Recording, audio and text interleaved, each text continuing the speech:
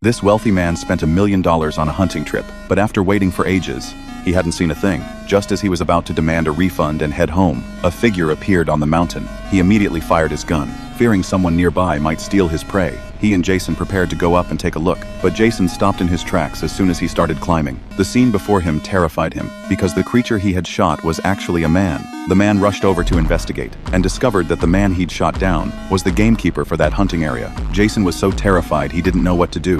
The man suggested taking the body to town, so Jason handed him his car keys. Just as Matt drove off, Jason began hatching a sinister plan. He felt he'd worked hard his whole life, and couldn't go to prison over this, so he picked up Matt's hunting rifle and fired a second shot into the body. When Matt returned and confronted Jason about the gunshot, Jason told Matt he'd used his rifle to kill the man. Now the body had bullets from both of them. If word of this got out, they'd both be finished. Seeing that Matt was convinced by his story, he breathed a sigh of relief. Matt then agreed to his plan.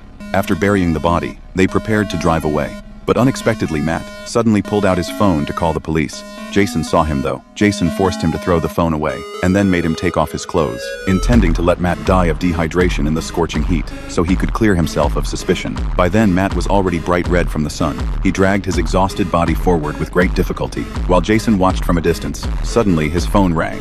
Just as he answered it, Matt jumped into a dirt pit. It turned out there was a secret passage left behind from his earlier encounter with the ranger. He moved the rocks aside and crawled inside. Then he kicked the wooden plank, blocking the entrance, and the falling rocks sealed the opening again. By the time Jason rushed over, the entrance was already blocked, and he couldn't see inside. He had no choice but to drive away. Jason then made his way up the hillside, using the terrain to his advantage. He scanned the area with his binoculars. Finally, on the opposite mountain, he spotted a house.